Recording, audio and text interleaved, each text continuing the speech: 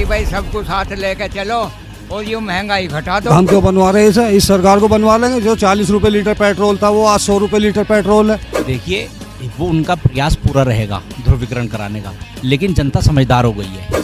Connection अगर 200 बने हुए हैं तो उसमें से सिर्फ 10% लोग ही गैस भरवा रहे हैं।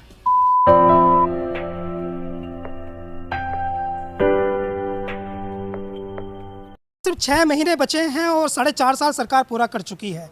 सरकार हाल ही का रोज़ अखबारों में विज्ञापन देकर के और टीवी में बड़े बड़े एडवर्टाइज देकर के बताने की कोशिश कर रही है कि उत्तर प्रदेश यूपी में उत्तर प्रदेश पूरे देश में नंबर 1 राज्य है। लेकिन नंबर 1 राज्य है भी या नहीं, ये जानने के लिए हम लोगों के बीच जाते हैं और विधानसभा चुनाव की आहट से ठीक 6 महीना पहले उनसे बात करते हैं। इस समय हम हैं सरधना विधानसभा में और सरधना विधानसभा पश्चिमी उत्तर प्रदेश की बेहद महत्वपूर्ण विधानसभा है। यहाँ से भारतीय जनता पार्टी के संगीत सोम विधायक हैं जो फायर ब्रांड हैं और उल जुलूल बोलने के लिए पहचाने जाते हैं। और सरधना विधानसभा में हम हार्टलैंड में आए हैं। ये हार्टलैंड है फलाउदा, और फलाउदा में जिस जगह हम ये पंचायत में लोगों से बात करने आए हैं वो बहुत ऐतिहासिक जगह है। यहीं के विधायक रहे हैं ज़कीउद्दीन साहब और 40 साल इसी परिवार में यहाँ चेयरमैन रहे हैं। यही परिवार चेयरमैन 40 साल से ज़्यादा समय तक करता रहा है। और यहाँ आस पड़ोस के लोगों को इकट्ठा करके एक चौपाल हमने बिठाई है। यहाँ नौजवान भी हैं और राजनीति में कुछ जानकारी रखने वाले लोग भी हैं। इनसे हम बात करेंगे और जानने की कोशिश करेंगे माहौल क्या है, मिजाज क्या है।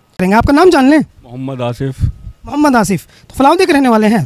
किस तरह की परेशानी 4.5 साल में सरकार के दौरान आपको हुई है? इसमें तो परेशानी है और कुछ हुआ ही नहीं भाई। लॉकडाउन है, आए दिन लॉकडाउन, जब थोड़ा काम चलता तभी लॉकडाउन है। हमारा मंडपों का काम है, 2-4 शादियाँ हुई कल, फिर लॉकडाउन है, फिर लॉकडाउन है। जो बुकें हैं वो वापस करनी पड़ती है। परेशानी है और क्या है, कारोबार से हर उससे परेशान है। आपका अपना मंडप है या आप किराए पे चलाते हैं? अभी है, किराए पे भी है। तो आप पर कर्ज वर्ज तो नहीं हुआ है? बस कर्ज ही का है, लेबर के पैसे वैसे सब कुछ जो बुकें थी वो वापस देनी पड़ी है।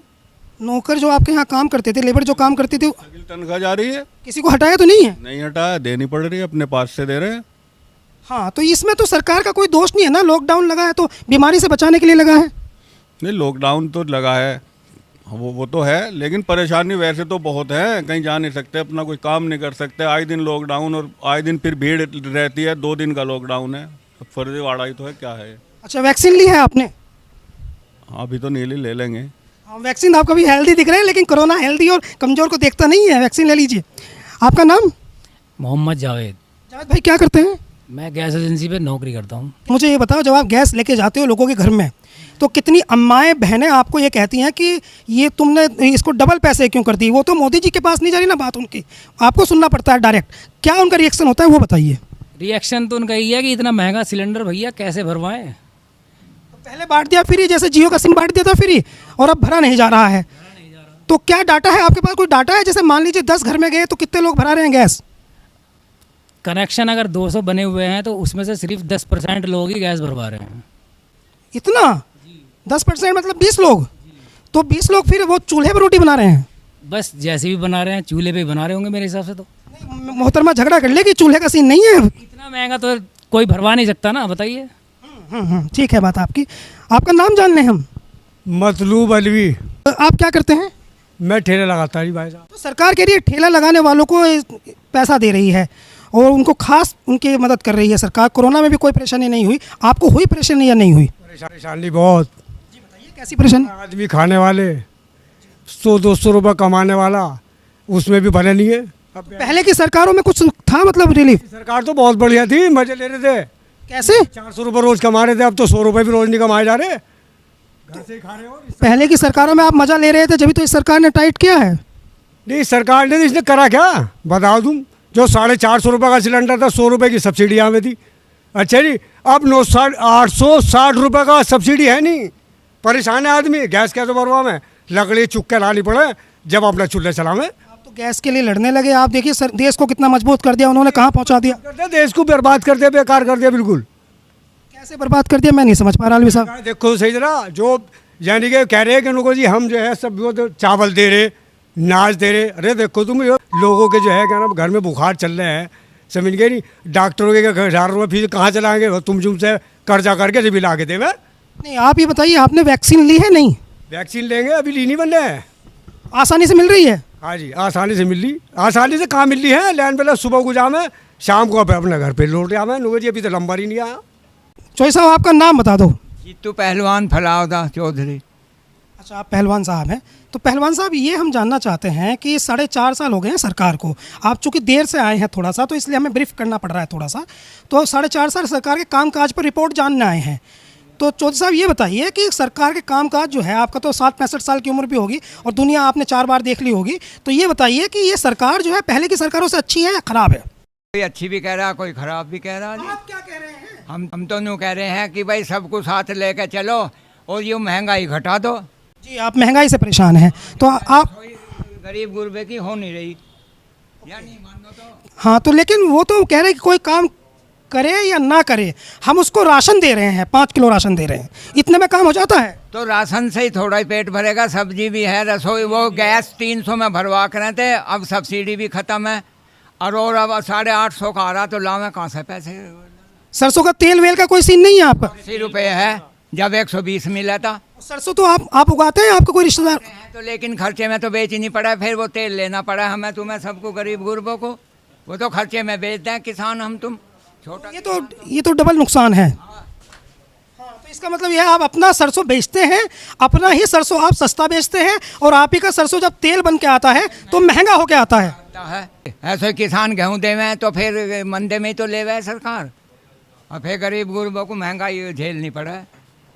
ये कई महंगाई ऐसी है जो घर को चलने नहीं दे रही, तेल की, क्यों जी, और सब्जी की, गैस की नहीं भरवा रहे, फ्री के सिलेंडर से भरे नहीं जा रहे। नहीं बता दो कोई जिसे गरीब गुरबे पे कहाँ चले गए सब्सिडी भी इसकी। एक बात और बताओ, आप ही से पूछ सकता हूँ मैं, ये बात और लोगों से नहीं पूछ सकता। ये आजकल के, आपके ज़माने की बहुएं तो है नहीं, आपके ज़माने की जो बहुएं थी वे तो चूल्हे पे बना लेती थी, और आजकल की बहुएं जो है वो चूल्हे पे बना नहीं सकती। हाँ, ये क्या सीन है, जरा ये समझाओ। ये कर लेंगे, रोटी नहीं मिलने की हमें, तो जब गैस नहीं होवे तो वे पोवे नहीं, लौंडी ला रही आजकल की, वेनू कहते हैं जब गैस आओगा जब पोवेंगी। ये नई बात हमें पता चली है, और ये फलावदे में पता चली है कि अगर गैस सिलेंडर नहीं पहुंच पाता है तो बहुएं नाराज़ हो जाती हैं। तो ये पारिवारिक कलह की वजह बन रहा है गैस सिलेंडर। काम की बात है, नोट कीजिएगा। आपसे हम बात कर लें, ठीक है? आपका नाम जान लें? दयाचंद सभासद।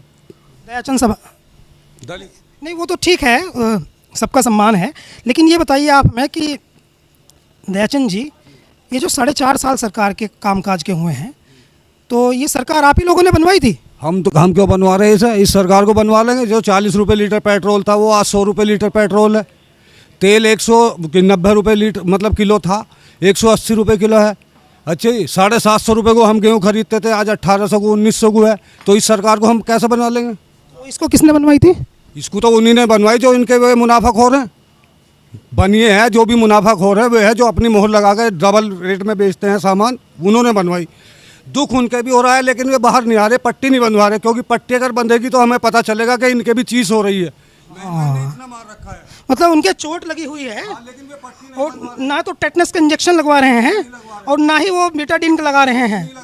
क्योंकि दूसरे लोगों को पता चल जाएगा, शर्मिंदगी होगी उनको। कई दुकानदार ऐसे हैं जो कि परेशान हैं, लेकिन हमें सहज में बताते हैं कि हमारी जिक्र ना करना, धीरे से कान में बताते हैं, इज्जत को पर्दे में रखना, इज्जत को पर्दे में रखना। और वैक्सीन का क्या, मैं तो लगवाई आया, लेकिन वहाँ पर जाके के हो रहा है कि वैक्सीन लगवाइए, वहाँ से 100 वैक्सीन आ रही है, 1000 आदमी जा रहे हैं, काहे की वैक्सीन लगवा रही है, कौन सी भेज रहे हो? दयाचंद जी, ये वैक्सीन वाला जो सीन है, ये लंबी कतार लगती है या आसानी से? लंबी कतार लगती है, बहुत अनुभूतबाजी होती है। मेरे बच्चों को पीट दिया खुद वहाँ से। आपके बच्चों को पीट दिया? धक्का मुक्की में। हम समझ गए आपकी बात, और अब हम बात करेंगे आपसे। ऊपर आ जाऊँ क्या? हाँ, आपका नाम हम जान लें? सैयद रेहानुद्दीन। रेहानुद्दीन साहब, ये बताइए कि ये आपके जो कस्बे के लोग हैं या आपकी जो विधानसभा के लोग हैं, तो जब आप समाज से भी जुड़े हैं, आप मूवमेंट करते हैं, तो लोगों से जब बात करते हैं तो मूल नाराज़गी आपको क्या दिखाई देती है? यहाँ की तो हमने सुन ली। देखिए, सबसे बड़ी बात है एक ये जो कोरोना काल चला और कोरोना की दूसरी लहर आई, जब WHO ने भारत को ये चेतावनी दे दी थी कि अप्रैल के अंदर जो है कोरोना की दूसरी लहर आने वाली है, तो सरकार ने कोई भी लोगों के बचाव के लिए कोई भी ऐसा कदम नहीं उठाया। ना यहाँ सिलेंडर थे, ना यहाँ पर वैक्सीन्स थी। 60% लोग जो थे वो बिना सिलेंडर के, बिना ऑक्सीजन के मर गए। और सरकार जो है डाटा छुपा रही है। 50-55 हज़ार गाँव उत्तर प्रदेश के अंदर हैं, और 50-55 हज़ार गाँव के अंदर अगर आप मान के चलो तो 20-20, 25-30, 40-40 लोग मरे हैं, ऐसे ऐसे गांव हैं। तो ये जो डाटा जाता है लाखों में जाता है, और पूरे भारत में कम से कम 1 करोड़ से अधिक लोग मरे हैं, लेकिन सरकार ने सारा डाटा छुपाया। वैक्सीन की जहाँ तक बात है, 1 करोड़ प्रतिदिन वैक्सीन लगने चाहिए, 50 लाख वैक्सीन लगते हैं, जिसका मतलब है कि दिसंबर में जाकर वो वैक्सीन पूरा होगा। लोग WHO या और भी जो भी विशेषज्ञ हैं वो तीसरी लहर जो है अक्टूबर में प्रेडिक्ट कर रहे हैं। अक्टूबर में जब तीसरी लहर आनी है जो प्रेडिक्ट की गई है, तो जब तक वैक्सीन लोगों को लग नहीं पाएगा। 1 करोड़ वैक्सीन अगर लगे तो 3 महीने में कंप्लीट हो जाएगा, और 50 लाख से भी कम वैक्सीन लग रहे हैं। मारा मारी है, जितना वो होता है, कहते हैं कि साहब हमारा लक्ष्य 13,000 वैक्सीन लगाने का है, पता मारा मारी हो रही है किसानों के साथ। आप देखो क्या हुआ। नहीं रिहान सर, पहले वैक्सीन पर ही बात कर लें, पहले कोरोना पर ही बात कर लें। सरकार तो ये कह रही है कि ऑक्सीजन की कहीं कोई कमी नहीं रही है, और कोई मौत जो है वो ऑक्सीजन की कमी की वजह से नहीं हुई है। और जो बात आप कह रहे हैं तो इसके हिसाब से तो ऐसा लगता है कि लाखों मौत आप हो गई हैं। तो ऑक्सीजन से कमी से मौत ना होने वाली बात क्या हवाई है, झूठी है? ऑक्सीजन की कमी से ही मौत हुई है। सरकार ने के स्वास्थ्य मंत्री ने पार्लियामेंट में ये कहा कि साहब जो है ऑक्सीजन की कमी से मौत नहीं हुई, लेकिन जो ग्राउंड पे था, आपने देखा होगा मीडिया ने, जो US मीडिया ने, जो है इंग्लैंड के मीडिया ने, जो यूरोपियन मीडिया ने और जो भारत के मीडिया ने दिखाया, उसमें ये साबित हुआ कि 60% से ज़्यादा लोग अस्पतालों के बाहर ऑक्सीजन ना मिलने की वजह से मर गए। और जो जिनको घर में कहा गया था ऑक्सीजन बेड तो थे ही नहीं, वो ऑक्सीजन अवेलेबल ही नहीं हो पाई, तो उस कमी की वजह से लाखों लाख आदमी मरा है। सरकार इस चीज़ को, अपनी नाकामी को छुपा रही है। अगर ऐसा ना होता, अगर लाखों लाख आदमी ना मरे होते, एक जो था अखबार के अंदर छपा था खासकर कि यहाँ से हज़ारों लाशें बहकर गंगा के अंदर से बिहार के अंदर गई हैं। वो फोटोग्राफ आज भी मीडिया के अंदर छपा हुआ है। आप मीडिया से है देखा होगा कि किस तरह से वहाँ जानवर, उनको जो उनकी कब्र बना दी गई थी या उनको दबाया गया, उसे खोद रहे हैं, हज़ारों तक है। तो इससे पता चलता है कि सरकार ने छुपाया है। डेड बॉडीज़ नहीं मिली गई, अभी तक लोग ढूंढते फिर रहे हैं डेड बॉडीज़। अच्छा, ये बात तो हमने आपकी समझ ली तर्क की कसौटी पर कि सरकार ने छिपाया है, लेकिन अब आप हमें ये ज़रूर बताइए, आप नौजवान हैं, आप ये ज़रूर बताइए हमें कि ऐसा क्यों किया गया होगा, छुपाया क्यों है? अपनी नाकामी छुपाई है विश्व को, क्योंकि ये कहते हैं कि हम कोरोना से जीत गए। सारी दुनिया की आंखों में इन्होंने धूल झोंकी है, अपनी नाकामी छुपाने के लिए सारी चीज़ पे पर्दा डाला। कोरोना क्या फेलियर की बात है, महंगाई की बात हमने देख ली है, लेकिन वे लोग जो है कोरोना के उनकी पार्टी जो है वो कोरोना के फेलियर पर नहीं चुनाव लड़ती है, वो इस बात पर चुनाव नहीं लड़ती है, महंगाई पर चुनाव नहीं लड़ती है। वो तो उनका अपना एक एजेंडा है राम और रहीम का, उस पर चुनाव लड़ते हैं। तो आप राम और रहीम के एजेंडे पर बात कीजिए। तो आप ये बताइए कि क्या वो जब सांप्रदायिकता ध्रुवीकरण की राजनीति की तरफ बढ़ेंगे, जैसे ये घटना कानपुर में हुई, ये घटना जो है वो दिल्ली में हुई, ये घटना कहीं हुई, तो उस तरह का जो माहौल बनेगा तो क्या लोग फिर बढ़ जाएंगे या समझदार रहेंगे? देखिए, वो उनका प्रयास पूरा रहेगा ध्रुवीकरण कराने का, लेकिन जनता समझदार हो गई है। आज की तारीख में किसान वर्ग, हमारा दलित वर्ग, पिछड़ा वर्ग, कोई भी समाज में कोई भी जाति का आदमी सारी चीज़ उनकी बात समझ गए हैं कि वो किसी का कोई काम नहीं करना चाहते, वो कोई विकास नहीं करना चाहते, धर्म और जाति के नाम पर लोगों को बांटना चाहते हैं। वो प्रयास तो ज़रूर करेंगे, लेकिन इसमें नाकाम रहेंगे। जनता अब उनकी बातों में आने वाली नहीं है, और अगले 6 महीने के अंदर आप देख लेना उत्तर प्रदेश में फेरबदल होने वाली है। नहीं, फेरबदल की जो आप बात कर रहे हैं, तो मैं एक सवाल आपसे पूछ लूँ। आप मुझे ये बताइए कि जब योगी आदित्यनाथ जी मुख्यमंत्री बने थे उत्तर प्रदेश में, तो अखिलेश यादव जी ने कहा था कि हम लोग जो हैं ये देख रहे हैं कि लोगों को विकास के मुद्दे पर लोग वोट नहीं देते हैं, बल्कि लोगों को बरगलाया जा सकता है और वो बहकावे में आ जाते हैं। तो कहीं ऐसा तो नहीं कि वो 4.5 साल का जो दर्द है वो चुनाव के नज़दीक आते आते जो है बहक जाएं लोग? इस बार बहकने वाले नहीं हैं, क्योंकि अब लोग भी समझदार हो गए हैं। लोग इनकी नीतियों को समझ गए हैं, इनकी चीज़ों को समझ गए हैं। इस बार लोग बहकने वाले नहीं हैं। इस बार तो आप देख लेना, हर समाज में से, हर जाति में से, सर्व समाज को मैं कह रहा हूँ बीजेपी के खिलाफ वोटिंग होगा। जो ये ठीक कह रहे हैं, क्या बहकने वाले हैं लोग या नहीं हैं? सही कह रहे हैं, बहकने वाले नहीं हैं। तो ये बात तो हम अशोक जी से पूछेंगे। आप हाँ ये बताइए अशोक जी, आपका तो नाम क्या है? भारती फलाउदा। हाँ फलाउदा। ये जो कह रहे हैं रिहान साहब कि इस बार लोग नहीं बहक रहे हैं, तो इसको आप प्रैक्टिकल में बताइए, क्योंकि आपकी भी तो सुन लें हम कि बहकेंगे नहीं। नहीं, इस बार लोग बहकेंगे नहीं, क्योंकि जो उनको धोखा देना था, धोखा दे के जो सरकार बनी है, ये पिछले केंद्र में 10 साल होने वाले हैं, 2019 में दूसरी सरकार बनी है इनकी, तो लोगों को धोखा दिया। आप भी मीडिया में हो, क्या आपके भी खाते में 15 लाख रुपए आए हैं? जो उन लोगों ने अपना बयान दिया था कि 15-15 लाख रुपए हर आदमी के खाते में आएंगे। किसी के खाते में 15 लाख रुपया तो नहीं आया। रही किसान की बात, अभी आप मजदूर की बात कर रहे थे, कुछ लोग बैठे हुए बता रहे थे तेल की। अभी पिछले 2 महीने के अंदर अंदर तेल पे दुगना रेट हो गया। अब जो गरीब आदमी है इनका मजदूरी तो लग नहीं रही, तो ये खाना कहाँ से बनाएंगे, तेल कहाँ से मिलेगा इन्हें।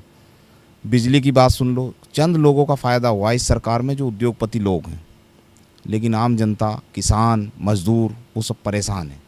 और सरकार बदली जाएगी, अभी बदलेगी 6 महीने में। यूपी में जनता बदलाव चाह रही है, जनता बिल्कुल सड़कों पे आ गई है और बदलाव चाह रही है ना। तो ये कराएंगे, लेकिन इस बार पब्लिक जो है वो इनके भकाई में नहीं आने की समझ चुकी पब्लिक।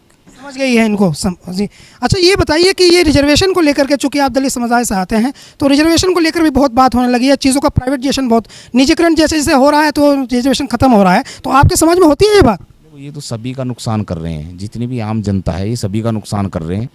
केवल चंद लोगों का, जो उद्योगपति लोग हैं, जो बड़े लोग हैं, केवल उन लोगों का इस सरकार से फ़ायदा है। बाकी आम जनता, आम किसान सब परेशान हैं। आप देख रहे होंगे कि किसान जो है आज पूरे 6 महीने हो गए जो सड़कों पर डेरा डाले हुए हैं।